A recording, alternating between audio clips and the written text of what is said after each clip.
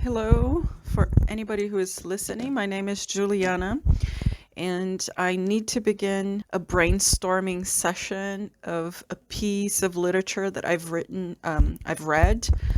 Sorry about that. I've read for my research. I'm doing a PhD in sociology, and I'm doing research on distributed cognitive systems at large scale, right? So I speak of large scale social technical systems, and I look at cognitive activity, cognition, and particularly cognitive interaction between humans and machines at like a large scale organization. So this audio is specifically being done for myself, for my research, so that I can come back to this later and sort of listen to myself reasoning about the things that I have read and what kinds of new ideas, these texts bring to my thinking and for my research. And why not share that on YouTube, right? It's particularly helpful because it creates the transcription. So here's for the world some of my ideas.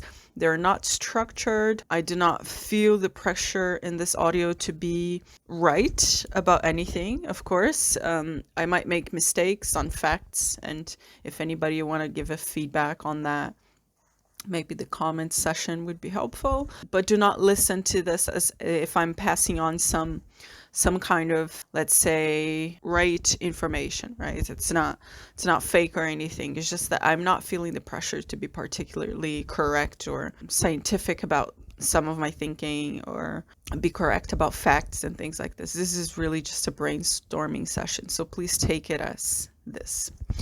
That being said, let me speak about the piece of literature. It's an article that I read. I read it yesterday. I found it a couple of days ago. I follow some scientists on Twitter, and I follow this professor. He's doing research on embodied cognition at the Okinawa Science and Technology Institute. This is in Japan. It's so he shared this on Twitter, and just the title makes me excited already. So it's called Intelligence as a Planetary Scale Process. So it's speaking of intelligence as this sort of phenomenon that happens at a planetary scale. Now, this article was written by astrophysicists. And the reason why this article is so important for me, it was so impacting from the second I looked at it, is because it's speaking of a very large scale phenomenon. And the thing about large scale, doing research at large scale, is one that you cannot conduct anything like this alone, particularly in the area that I'm doing research, because there's so much data there, in terms of technological systems. Large scale means very large, right? If you have a large scale system, you're speaking of global dimensions. And I did, my master thesis was written about a large scale system, a global communication network, an SD-WAN platform. And it was massive, but the company was quite small. It was a startup. But the way that the system functions, if the person who is listening understands communication networks is an assembly, like it's an assembly line of networks, right? You have is an assembled structure. This is what I meant to say. So if you have a global network, it's difficult for us to find a company that has a global network infrastructure. Usually what happens is they link their system, the infrastructure that they have, which might be more local or more statewide or even nationwide, or in the case of the European Union, you might have, because you have different states like sort of packed up, different countries packed up together. So you might have infrastructure in more than one country.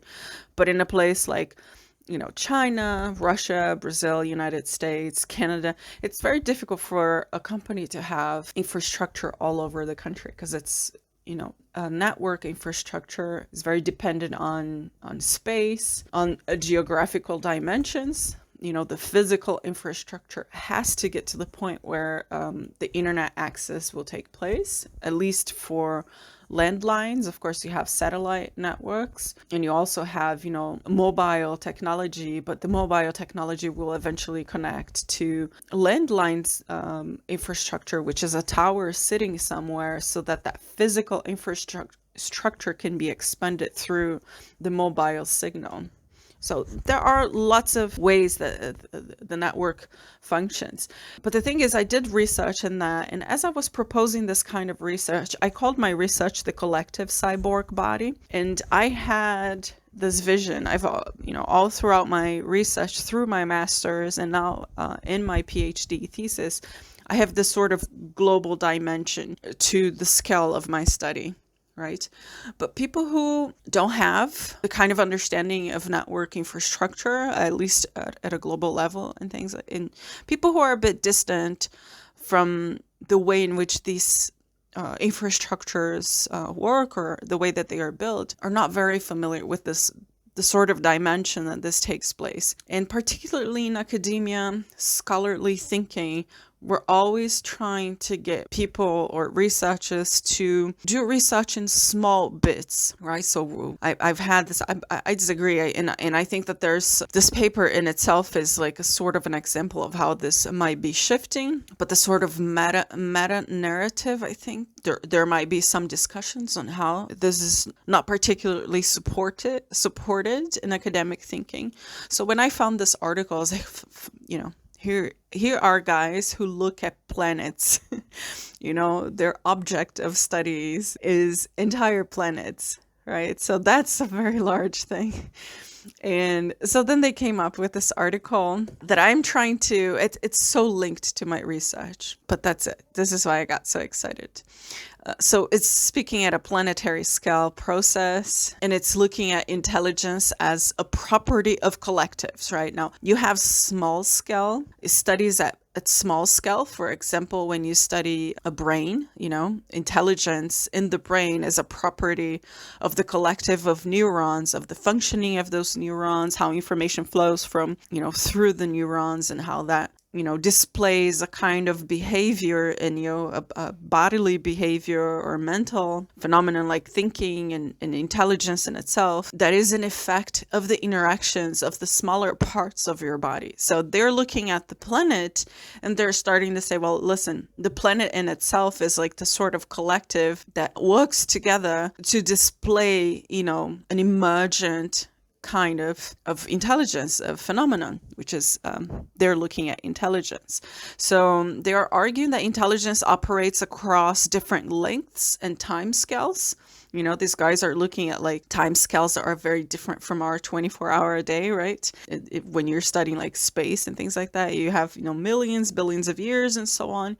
And they're really making an analysis of how intelligence evolves at that sort of time scale. So intelligence as a property of collectives, and then they look at the globe, at the planetary globe. They're using Earth as an example, of course, for a lot of what they're going to argue, but they're also looking at different, exoplanets, and other planets within the solar system. They mention a couple as well. But they're looking at an entire planet and they're saying, well, how does intelligence emerge out of that, of the interaction of the smaller parts in the planet? And they will argue that this is like a state. There's a stage of evolution for intelligence as well. And now this is a bit more towards the end of the article, but the stages of evolution, you have like the sort of immature stage, and they point at that we are in this stage still.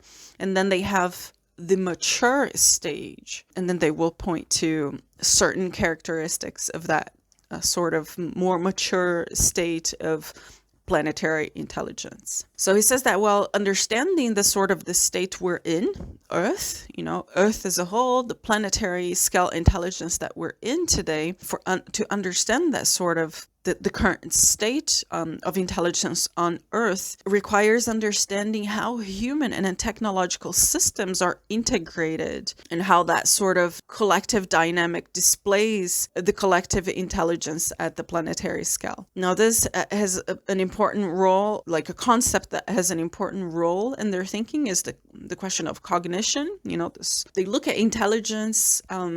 They don't give a proper definition. Every time you study, artificial intelligence or human intelligence or anything like this in academia, you always come across the problem of concepts, right? Like conceptual understanding, that you have to have a definition for certain terms that are key for your argument, and they don't define intelligence per se, but they do point to the fact that they understand intelligence as cognitive activity. So cognition is an important concept in their work, but then they do not define cognition. But they will deal with the question of information, how information flows through the planetary systems, right? And then they deal with the question of semantics, a synthetic, syntax. I don't know how to pronounce this word. Anyway, let's stick with semantics because this is what I'm familiar with. So the question of semantics in information, how information flows through the different collective agents through the different agents in the system and through the different systems.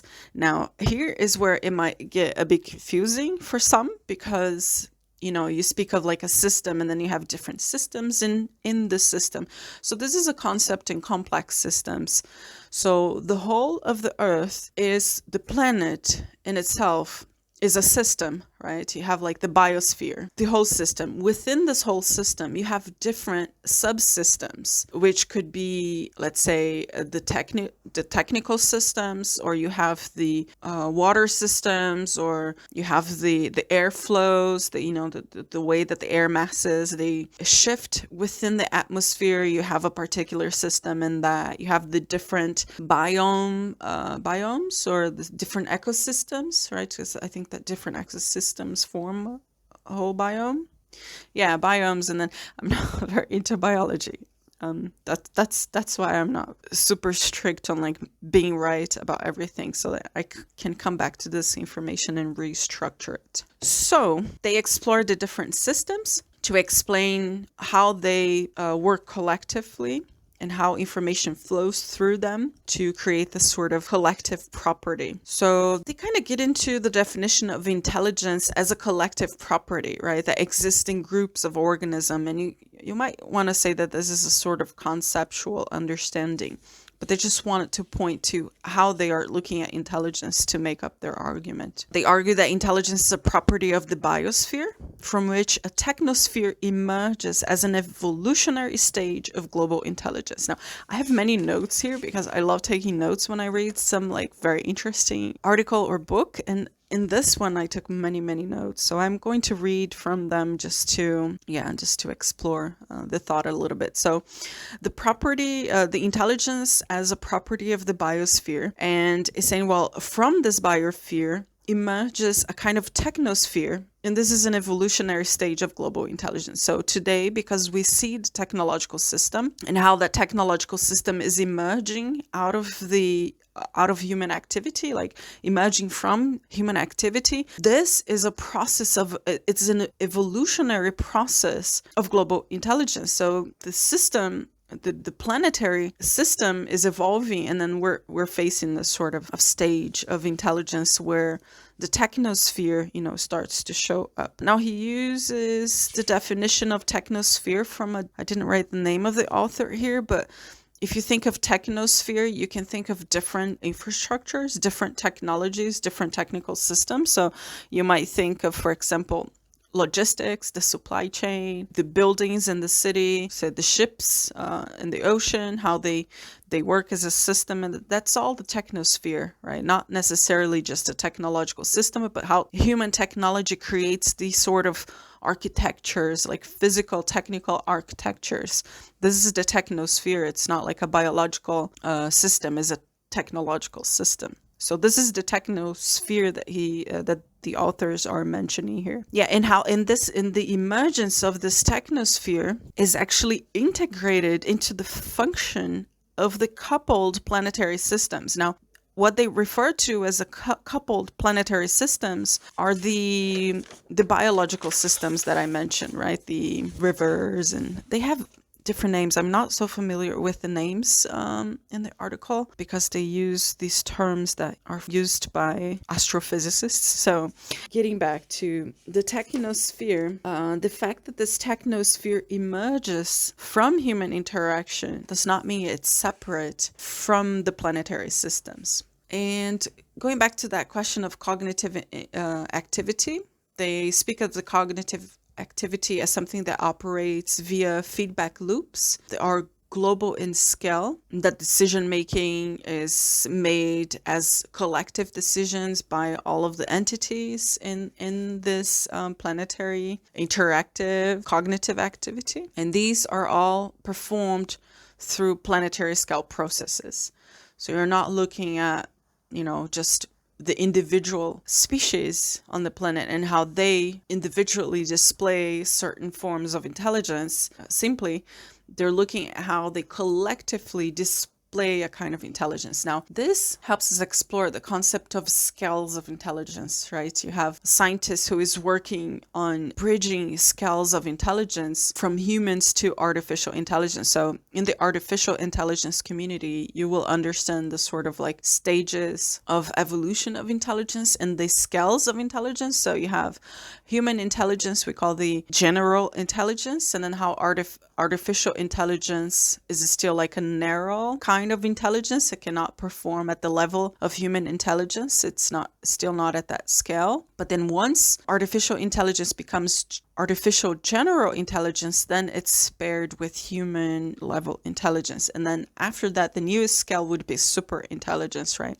Which would surpass human intelligence. And my argument, and I mean, this is what Ben Gorzo will say about both artificial general intelligence and super intelligence, is that it's not like artificial intelligence will be this one system that is super intelligence. Is that the intelligence that is displayed by the artificial system is a property of a large network of artificial systems. This is a brain, right? It's like an artificial brain. He's just explaining how the technological system is going to function, exactly how human brains work, where we see the brain as one organ, I would say organism, in the sense that it's an organization, but essentially it's a network of different processes, networks of different processes happening in parallel, or however it is that the brain processes information, but it doesn't do it as one system. It does it as several networks of neurons. So to Ben Gorzo, artificial general intelligence is going to be the same. In my theoretical, in my, let's say, philosophical understanding of artificial intelligence, that would be the way to look at how we are going to evolve from human intelligence to this kind of super intelligence. Now, in my thesis, I'm not only speaking of the artificial systems being responsible, that this intelligence is not going to be displayed separately from human activity, right? That this intelligence that is displayed is a hybrid phenomenon. It's a hybrid performance. The intelligence of humans in the activity of humans and the interactions of humans with the machines is what is going to give rise to this sort of super intelligence. Now, this happens at a very large scale, right? Because you have these large communication networks, technological systems.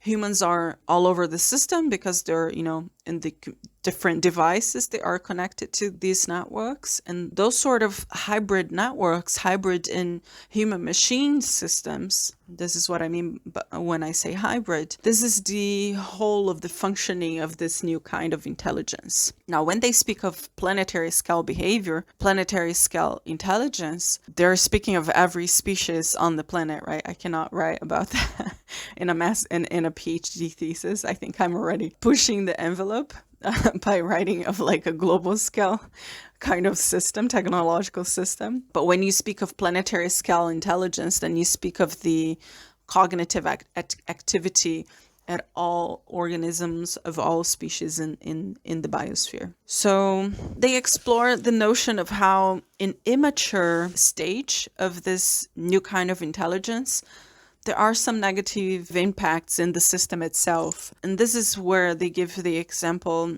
of the way that we are today, right? The Anthropocene. So Anthropocene is the sort of understanding that human activity is having a great impact in the geological structure of the planet. So we're, changing, shapes of the mountains and spaces. We're through mining and through construction. We're changing these spaces. We're changing the biophysical formula of things. Like we pollute water basins. We change the sort of physiology of certain places. We're extracting oil, transforming that into carbon dioxide, which we're burning that through and then adding more chemicals into the atmosphere, and that is changing the sort of the chemical composition of certain elements in the biosphere, right? And that is like the whole concept of what Anthropocene means. And they're saying, well, in our current stage in the Anthropocene, these negative effects are because our technosphere is still immature. The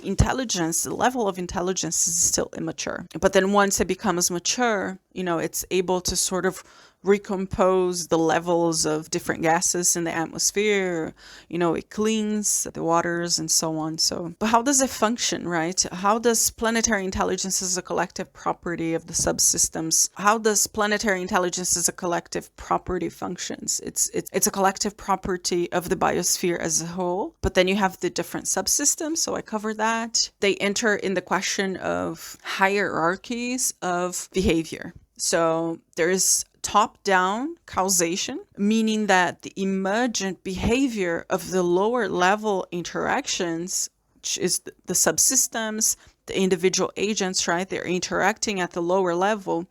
From that sort of lower level interaction, the collective intelligence, intelligence is a property of collective emerges, and that displays a sort of collective behavior. A large scale, at the large scale, at the top scale. And that feeds back into the lower levels to regulate the behavior of the lower level.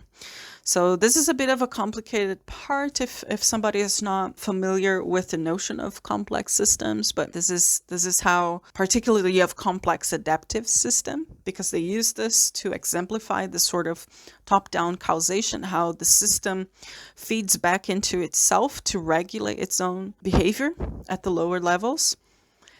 Yeah. If anybody makes this far, I'm just going to say you deserve a prize, because I know I'm just rambling on. But this article is super exciting for me, really. I'm pretty sure I'm going to come back to it many times. So it's important to understand the sort of processes that take place at the different subsystems. You have to understand networks. You have to see the systems as these kinds of network and how information flows through these systems. Now, here's where it gets fantastic, because it has so much to do with my research, both my master thesis and my PhD thesis. So when you look at information flows in network, you start to understand the systems, the different subsystems, or the different sub-networks, sub-organizations, I don't know, that compose that one system that you're looking at. So now, how the technosphere is made of several different networks, like the supply chain, or the technosphere I'm speaking about, right? You have the supply chain, you have logistics, you have energy systems. What else? Help me here. Well, you have different kinds of technologies in the technosphere, right? But the one that I am dealing with is particularly the telecommunication system. So I'm looking at communication infrastructure and how information flows through the communication infrastructure. Now, this is super important to understand the behavior of the system, and particularly on how it displays the sort of collective intelligence. But the planetary scale intelligence involves different kinds of networks and information that flows through different kinds of networks that are not necessarily only the networks created by human activity, right? It's not only the information that runs through the technosphere. So information that flows through the subsystems, the biological systems, is also part of is also a property of this planetary intelligence, right? So the planet's not only pretty much it's not anthropocentric, right? It's not only the humans at the center stage of, a planetary scale behavior. You have the other species and so on. Let me see what else here. So we have to see the entire system as a complex adaptive system. So, how the higher levels regulate its own behavior. They deal with the roles of boundaries and signals. So because you have different kinds of different levels of organization, you have certain boundaries, right? So the human body, we have boundaries in the body in relation to the environment, because to them, the boundary is a mechanism to select, to sort of process the information that is exchanged between the environment and the subsystem. Yeah. So pretty much like you are a body and you have a boundary, and you are an organization with boundaries. And at the level of your boundaries, that's where the information between you as a system and the environment as you as a subsystem of the environment, which is the larger system, that's at the boundary is the place where information gets filtered, what's coming in and what's coming out. So this is really clearly seen in cells. How the cellular membranes, they have specific channels through which information comes in and out. I don't know, we could say those are sensors. Yeah, we have sensory systems to capture, information from the environment. Those sensory systems, they capture that information, and then we process them, the information internally. So the fact that we're looking at complex adaptive system invokes the notion of autopoietic system. It's self-making and self-reproducing. And autopoietic systems are a network of processes that depend on each other for their own generation and realization. So it's super interesting now. Now, this is my own thinking. When you think of a global scale system, such as our international system of states, we depend on each other to maintain the international system. Yeah, so this is a question of cooperative behavior instead of competitive behavior. And an organism as a whole will survive through cooperation, right? They're not competing. They point to how Lynn Margulis said this: evolution didn't happen through competition, it happened through cooperation. There's a very nice quotation. Here it is. The authors cite Margulis and Sagan in their work in 1986, and they cite the quote, "Life did not take over the globe by combat, but by networking." So, right, they were interacting, they were cooperating. So planetary intelligence, emergence of a planetary complex adaptive system. Planetary intelligence is the emergence of a planetary complex adaptive system, which is itself a series of layered networks regulating the planetary state via flows of semantic information. This is pretty much the definition that they give to planetary intelligence. Isn't it just amazing how we're looking at everything is, it's almost like complex adaptive system is the most advanced understanding that we have of how the most complex things work. So I think this is sort of the state of the art of systems theory. Yeah, so it's a very large scale system with various sub-levels of structure. So sub-levels, different interacting sub-levels of systems, of structure, of networks. Again, to the point of the immature state we're in, it says, while the technosphere at this stage today is very unstable. So this is why it's a bit difficult to reflect on some of the phenomenon that we see today, because it's unstable. We might consider the current Earth state as representing an immature, in which the full suite of properties we would associate with planetary intelligence has yet to emerge. So we have not seen the full properties of our planetary intelligence. Another very interesting topic that they get through is the question of energy harvesting, because these guys are astrophysicists. They're looking at exoplanets. They're trying to find intelligence elsewhere in the universe, and they look at something called technosignatures. So they're hoping to find civilizations or intelligence, forms of intelligence that are so advanced that they have like huge technological structures or very advanced technologies. And these technologies, they leave marks, of course, in the universe, and this is how you can identify them. So we've left, for example, little robots on Mars, and they're just sitting there because we can't reconnect them, or their lifespan is over. They've fulfilled their purpose. They have no more energy to run. They're obsolete, so they just stay there. We don't go back to rescue them or anything. And those are techno signatures, right? They're speaking at a different kind of signatures, right? Maybe launching some sort of communication signal into space would be a signature. But that they say that these advanced civilizations, a very strong capacity is the energy harvesting capacity. And this is fundamental. Super, super interesting article. Yeah, so to maintain the complex adaptive system stable, it is important for this planetary scale intelligence to understand feedback loops and to develop these feedback loops across the whole of the world's coupled planetary system. So not only the technological systems, but that the information flows through all of the systems and act as the sort of regulatory factor in stabilizing the system. This is, in the biology, we call this homeostatic system. So here is probably where I would enter with the homeostatic mechanism discussion here. I think this is it. Planetary scale intelligence needs to display cooperative behavior. Otherwise, I think there's a sentence by Carl Sagan, but I saw that on the internet. It says, well, an organism that's at war with itself cannot survive, right? Self-destructive. So I think this is a very nice ending for my talk today, because Russia just invaded Ukraine, and it's creating this like unfortunate state of war in the world. But the thing is, yeah, this is a conversation for another audio, but that's it. So